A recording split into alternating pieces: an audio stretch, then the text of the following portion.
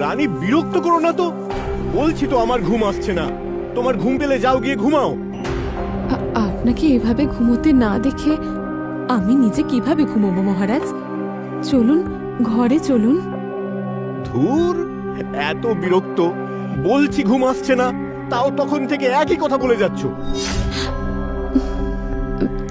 না মানে আমি বলছিলাম একবার চেষ্টা তো করে দেখতেন, কতক্ষণ এইভাবে পায়চারি করবেন। আরে রানী, বুঝছো না কেন? ঘুম আসলে কি আমি এইভাবে পায়চারি করতাম? তোমার ঘুম পেলে যাও গিয়ে ঘুমাও। মহারাজ, এইভাবে যে আপনার শরীর খারাপ হয়ে যাবে। ধুর, এত কথা, থাকবই না আর এখানে। রাজা বিরক্ত হয়ে সেখান থেকে চলে যায়। মহারাজ, মহারাজ, এত ভোরবেলা আপনি কোথায় যাচ্ছেন? যেদিকে দু চোখ যায় সেদিকেই যাব। আমাকে একদম আটকাবে না রানী, এই আমার মাথার দিব্যি রইল। যাবেন না মহারাজ, যাবেন না, শুনুন আমার কথাটা শুনুন। মহারাজ মহেন্দ্র প্রতাপ রাজবাড়ির সদর দরজা দিয়ে বেরিয়ে যায়।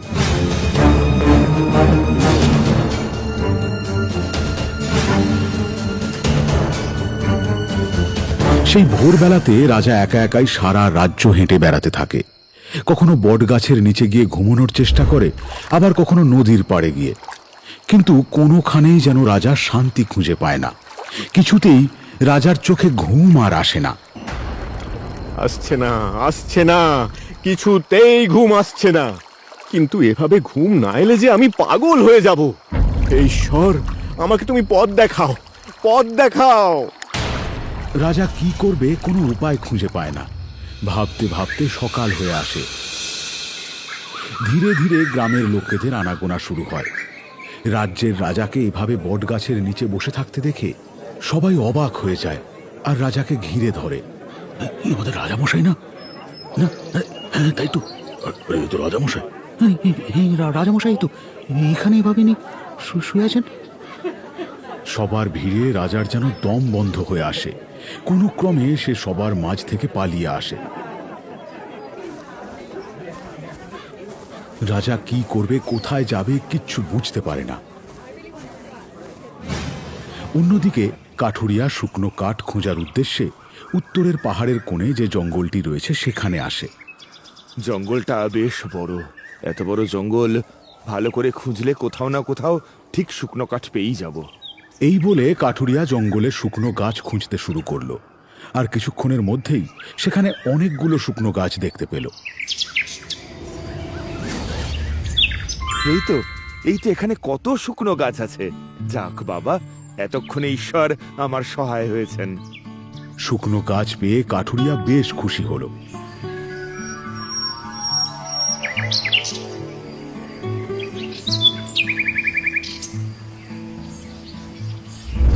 আর সেই শুকনো গাছের ডালপালা কাটতে শুরু করলো।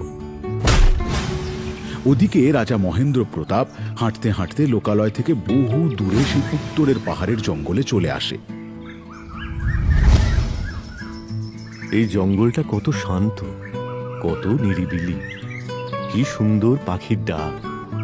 এমন সুন্দর পরিবেশে যে কোনো মানুষ শান্তির ঘুম ঘুমাতে পারে। কিন্তু আমার কেন ঘুম আসছে না? না, আমার আর ভালো লাগছে না। রাজা নিজের প্রতি বিরক্ত হয়ে সামনের দিকে এগিয়ে যায়। কিছুটা যেতেই সে সামনেই কাঠুরিয়াকে দেখতে পায়।